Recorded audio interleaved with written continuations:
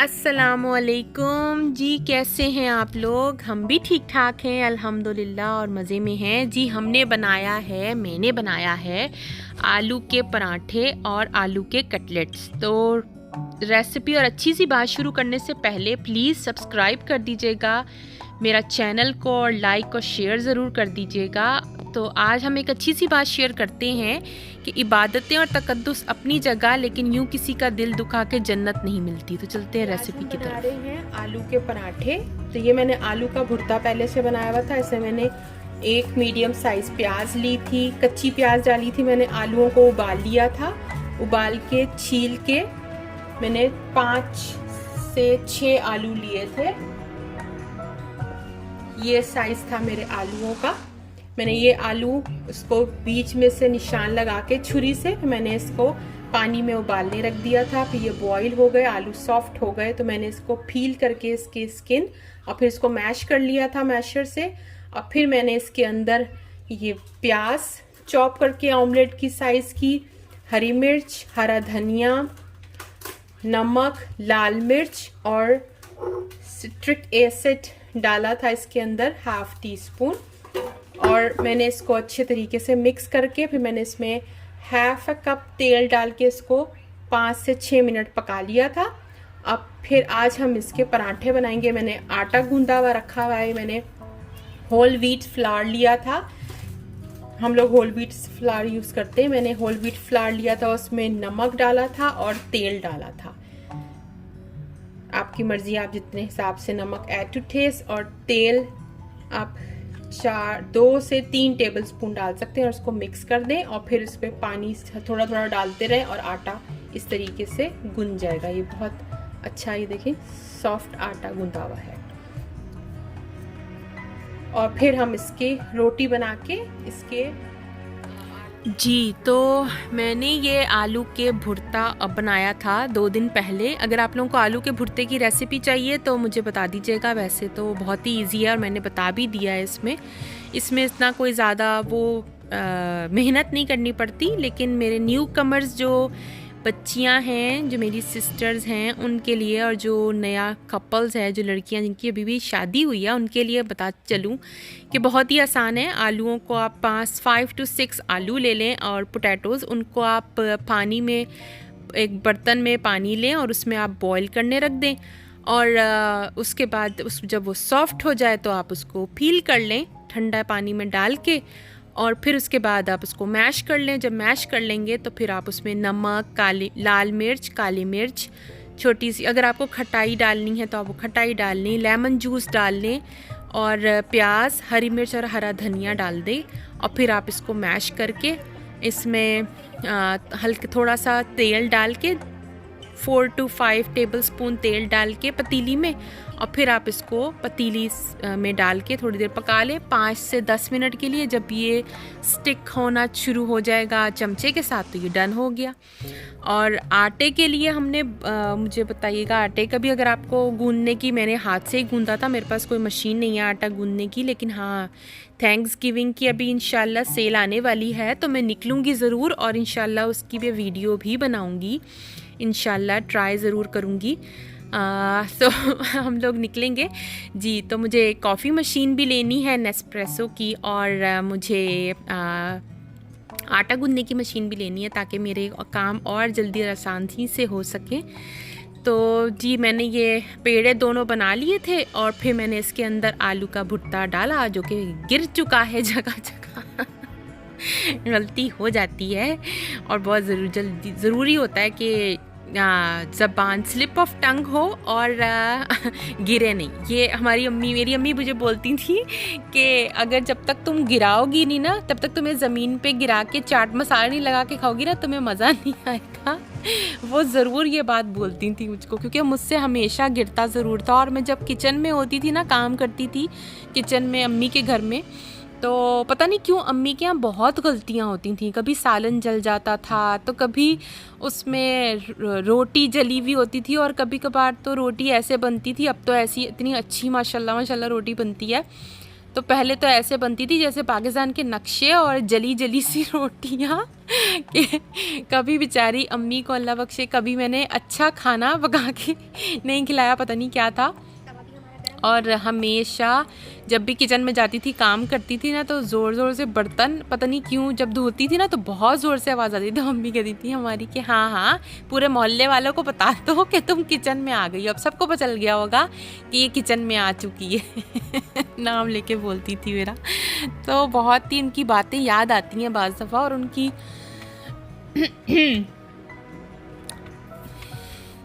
Sorry उनकी बहुत जी, तो उनकी बस बाज़ दफ़ा बहुत ज़्यादा याद आ जाती है। तो हाँ तो दिल बहुत ज़्यादा ही वो हो जाता है। हाँ तो खैर, हाँ तो हम इसमें हमने तेल डाल दिया था, ज़्यादा वो आपको करने की ज़रूरत नहीं है। आपने ऐसे ही रोटी बनाई, उसके अंदर डाला उसको आलू के भुर्ते को, और उसके ऊपर आपने रोटी का एक और पेड़ा बनाया, डाला, रोटी को बेला, और फिर आप उसके लंबा करके उसको आप हल्के हाथ से बेलिएगा, ज़्यादा ज़ोर से मत बेलिएगा, क्योंकि अगर ज़्यादा ज़ोर से आप करेंगे तो फिर वो आपकी सारा जो है वो रोटी फटना शुरू हो जाएगी, और आपकी वो जो है वो सारी रोटी ख़राब हो जाएगी, मज़ा नहीं आएगा रोटी बनाने में।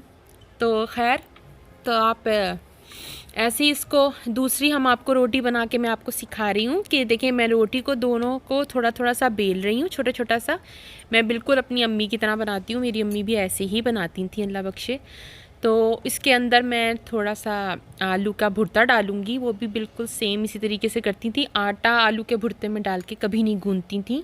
हम लोग पहले आटा अलग से गूँथते हैं और आलू का भुर्ता अलग से बना के फिर उसके अंदर आलू का भुर्ता डालते हैं बीच में रोटी को बेल के, और फिर उसका हम हल्के हाथ से बेल लेते हैं ताकि फिर वो अच्छे तरीके से बेल जाए और फटे नहीं। और बहुत लाइट और प्यार से इसको बेलना है, जैसे छोटे बेबी को आप बेल रहे हो, प्यार से वो कर रहे हो, मना रहे हो कुछ खाने के लिए, तो आपको प्यार से इसको वो करना है, तो आपकी रोटी भी अच्छी बनेगी और फटेगी नहीं, और बहुत अच्छे तरीके से देखें गोल गोल बन जाएगी। वरना तो वो हमेशा या तो पाकिस्तान के नक्शे बन रहे होते हैं या फिर वो जो है जल रही होती है रोटी। लेकिन हमसे तो खैर, मुझसे तो लाजमी बनती थी, या तो पाकिस्तान के नक्शे बनते थे या कि साइकिल का नक्शा बन जाता था, तो वो बिल्कुल अजीब सी हो जाती थी। तो खैर हमने ये रोटी बना ली है और बहुत अच्छी मज़ेदार से ये पराठे बने थे। अच्छा, मैंने ये पराठे तेल में बनाए थे। अगर आपको घी लगाना है तो आप घी में बना सकते हैं, तेल में बनाना है तो आप तेल में बना सकते हैं, बटर में बनाना है तो आप बटर भी लगा सकते हैं इसके ऊपर, तो ऐसे भी अच्छी लगती है पराठे। या फिर आप इसी तरीके से सूखा ड्राई बिना तेल लगाया बना लें, और फिर जब आप इसमें पॉट में डालेंगे, चंगेर बोल सकते हैं, दस्तरखान बोल सकते हैं, पॉट बोल सकते हैं, जो भी आपको बोलना है आप बोल सकते हैं। तो खैर आप उसके अंदर डालेंगे तो आप इसके अंदर बटर इसके ऊपर रोटी के ऊपर डाल के फिर आप इसको बंद कर दें, तो वो बटर उसके अंदर ही मेल्ट हो जाएगा और बहुत मज़े के पराठे या परोठे बन जाएंगे जी। और इसके साथ आपको लस्सी बनानी हो तो आप लस्सी भी बना सकते हैं, लेकिन मेरा मूड नहीं था लस्सी बनाने का, इसलिए मैंने नहीं बनाया। तो मैंने खाली आलू के पराठे बनाए थे, और इसको आप लहसुन की चटनी के साथ खा सकते हैं, इसको आप दही का मिर्चों वाला रायता बनाएं उसके साथ खा सकते हैं। मैंने खैर प्लेन रायता बनाया था और सैलेड बनाई थी, और मैंने अचार के साथ भी खाया था, और बहुत मज़े के बने थे ये पराठे, क्योंकि आलू का भुर्ता बहुत मज़े का था तो इसलिए पराठे भी बहुत मज़े के बने थे। और इनको हम अच्छे तरीके से देखें सेकेंगे तो कच्चा नहीं रहना चाहिए पराठा कहीं से भी, तो फिर वो अच्छे तरीके से मज़े का लगेगा। देखिए मैं और भी आपको बना के बता रही हूँ कि मैंने कैसे वो किए थे। खैर अब तो 13 साल हो जाएंगे दिसंबर में यहाँ पे रहते हुए और USA में रहते हुए और करते हुए सब कुछ काम। तो बहुत ही वो अब तो खैर प्रैक्टिस हो गई है, वरना शुरू में बहुत ज़्यादा वो घबराहट होती थी कि पता नहीं कैसे बनेगा और क्यों होगा और कैसे होगा। लेकिन अब तो खैर देखें कितने अच्छे पराठे गोल गोल बन रहे हैं, और बन भी बिल्कुल जल भी नहीं रहे और बिल्कुल सही बने हैं ना। तो अच्छा लगता है आप लोगों से ऐसे बात करके, आप लोगों को इतनी वीडियो शेयर करके, आप लोगों से अपनी बातें शेयर करके।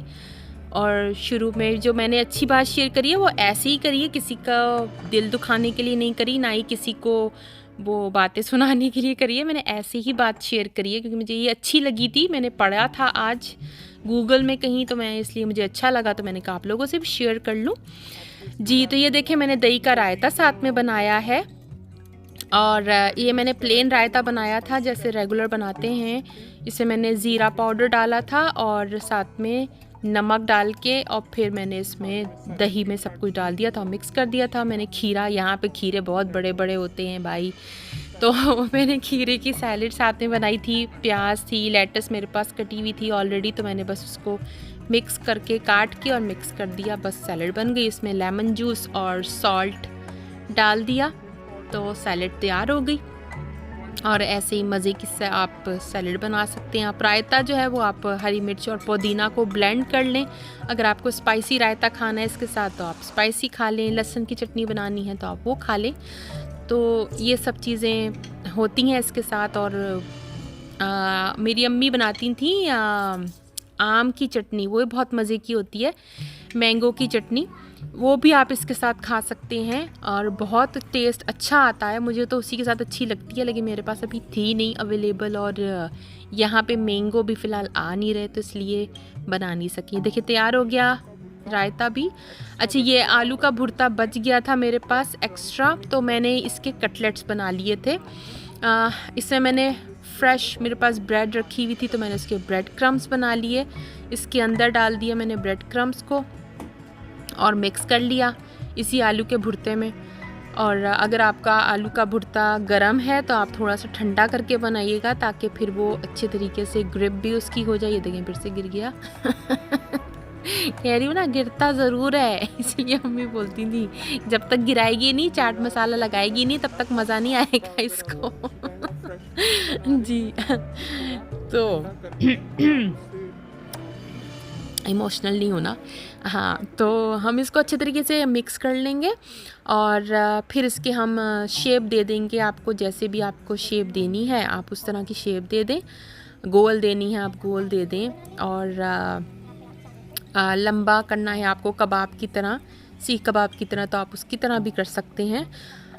और अगर आपको आलू की टिक्की की तरह बनाना है तो आप बेसन, जैसे पकौड़ों का बेसन घोलते हैं उसकी तरह बेसन घोलें। बेसन में नमक, लाल मिर्च, बेकिंग पाउडर थोड़ा सा पिंच, और थोड़ा सा नमक, थोड़ी सी लाल मिर्च और थोड़ा गरम मसाला और लहसुन अदरक का पेस्ट डाल के, और फिर इसमें आप कटलेट्स को डिप करके फिर आप फ्राई करें तो वो भी बहुत मज़े के बनते हैं। तो उसको आलू की टिक्की बोलते हैं, वो भी बहुत मज़े की होती है। अगर आपको उस तरह नहीं करनी तो आप मेरी तरह, जैसे मैंने आपको अभी ये दिखा रही हूँ, आप उस तरीके से कर लें। देखें आलू के मैंने कैसे गोल गोल शेप बनाया, और एक मैंने आपको लंबा भी बना के दिखाया है। इस तरीके से बना सकते हैं। इसके अंदर आप ऐसे शेप बना रहे हैं, इसी तरह आप बना के इसमें आप बीच में चीज़ भी डाल सकते हैं और फिर आप शेप दे दें तो भी बहुत मज़े का बनेगा और बहुत ज़्यादा यम्मी हो जाएगा, बच्चों को और ज़्यादा अच्छा लगेगा। मैं तो अपने बेटे को सैंडविच बना के देती हूँ। देखिए मैंने कटलेट्स बना लिए हैं और फिर मैंने ब्रेड क्रम्स को भी, इसके भी ब्रेड के क्रम्स बना लिए हैं, और साथ में मैंने एक अंडा ले लिया है, उसको बीट कर लिया था। तो पहले हम अंडे में डिप करेंगे, फिर उसके बाद हम ब्रेड क्रम्स से डिप करके डीप फ्राई कर लेंगे इसको। और इसी तरीके से आप आलू के वो जो है टिक्की बनानी हो, बेसन आप इस पर घोल लें, उसमें थोड़ा सा पानी डाल के उसको घोल लें और फिर आप उसको उसमें डिप करके बस फ्राई कर लें। तो ऐसे ही शैलो फ्राई करना है, डीप फ्राई करना है, आप उसको वैसे भी कर सकते हैं। बहुत ही आसान होती हैं ये चीज़ें।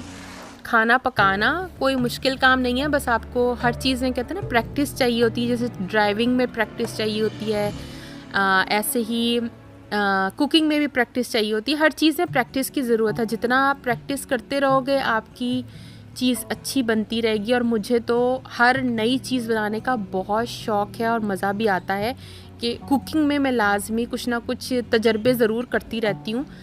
तो इसलिए मैंने अभी नए तरीका सीखा था कि आलू के टिक्की कैसे बनाते हैं, तो इसलिए मैंने बेसन वाली टिक्की लास्ट टाइम बनाई थी, अपने बच्चों को खिलाई थी, उन पे एक्सपेरिमेंट किया था, लेकिन बहुत मज़े की थी वाकई में वो। तो ऐसा लग रहा था कि हाँ वाकई में हम जैसे लाहौर में आके लाहौर में हमें स्कूल में कैंटीन में मिलती थी वो वाली टिक्की नान के साथ। तो अम्मी हमारी मना करती थी कि नहीं भाई वो वाली टिक्की नहीं खानी, ख़राब हो जाएगा पेट। वो बिल्कुल हमें कुछ भी खाने नहीं देती थी, और हम लोग जो थे ओके अच्छा सही है, तो हम लोग अम्मी के हाथ का खाना ही खाना है और कुछ नहीं खाना। तो मेरे बेटे साहब भी ऐसे ही हैं, उनको भी लंच में मुझे बना के देना पड़ता है स्कूल के लिए। तो मैं आजकल तो खैर उनको मैं आलू के कटलेस ही यही दे रही हूँ ब्रेड में डाल के। आज ब्रेड नहीं थी तो मैंने उनको रोटी बना के दी है, उसमें मैंने उनको डाल के दिया है। बहुत उनको अच्छा लगता है, मज़े की लगती हैं चीज़ें। तो उनको तो इस किस्म की चीज़ें बहुत पसंद आती है ना, जैसे वो हैमबर्गर दे दिया या फिर उनको कोई वो रोल बना के दे दिया। वो माशाल्लाह से बिल्कुल जैसे वो होते हैं ना देसी बच्चा वो वैसे हैं माशाल्लाह। खा लेते हैं सब कुछ, इंग्लिश खाने भी खा लेते हैं, सब कुछ खा लेते हैं, इतना कोई नखरे नहीं है बेचारे के। लेकिन बस शुरू में बहुत तंग करते थे। शुरू में उनका था कि सिर्फ पराठा शायद खाना है। हम लोग लॉस वेगस भी गए तो वहाँ पे भी उनको पराठा शायद ही खाना था और कुछ नहीं खाते थे वो। तो उनके लिए हमने पराठा शायद ढूंढा था, निकाला था स्टोर, देसी स्टोर, गूगल में सर्च कर कर के GPS में निकाला और फिर उनके लिए लेकर आए पराठे और फिर शहद लेकर आए थे, तो उनको खिलाया था।